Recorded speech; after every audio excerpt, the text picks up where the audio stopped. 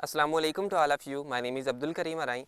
ये देखिए, अल्लाह ताला ने जितनी भी चीज़ें इस दुनिया के अंदर तख्लीक की हैं वो इंसानों के लिए की हैं। अल्लाह ने ये जो दरख्त बनाए हैं, ये जो खूबसूरत खूबसूरत नज़ारे बनाए हैं, ये इंसानों के लिए नज़ारे बनाए हैं। ये जो परिंदों की थोड़ी थोड़ी आवाज़ आ रही है, इन परिंदों की आवाज़ को कभी महसूस करके देखें। कभी कभी आप लोग आके इन नज़ारों के पास बैठ के देखें।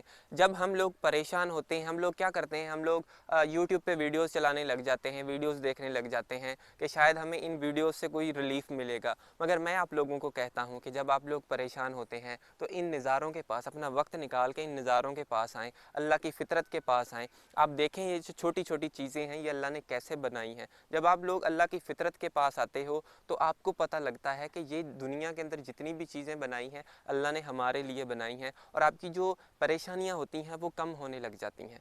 देखें, क्योंकि जो फ़ितरत होती है वो सिर्फ़ और सिर्फ अल्लाह ने हमारे लिए तख्लीक की है, और हमें ही वो फ़ितरत फ़ायदा दे रही होती है कहीं न कहीं। लेकिन हम इन दरख्तों को काट रहे हैं, हम इन नज़ारों को ख़त्म कर रहे हैं, हम परिंदों को मार रहे हैं, हम दरख्त काट के वहाँ पे बड़ी बड़ी इमारतें बना रहे हैं, जिसके नतीजे में फिर हमारा ही सुकून ख़राब हो जाता है। इस वजह से मैं आप लोगों को कहता हूँ कि इन परिंदों को न मारें, इन दरख्तों को न काटें, क्योंकि ये हमारी फ़ितरत है। ये एक एक चीज़ ये बता रही है कि अल्लाह जो है ना वो एग्ज़िस्ट करता है। एक एक चीज़ के अंदर अल्लाह दिखाई देता है। अल्लाह दिखाई देने का मकसद है, एक एक चीज़ बता रही है कि मुझे बनाने वाला कोई है। वो बनाने वाला कौन है? वो बनाने वाला वो करीम है जिसने इस दुनिया को तख्लीक किया है। तो कभी कभी इन नज़ारों के पास आके ज़रूर बैठा करें।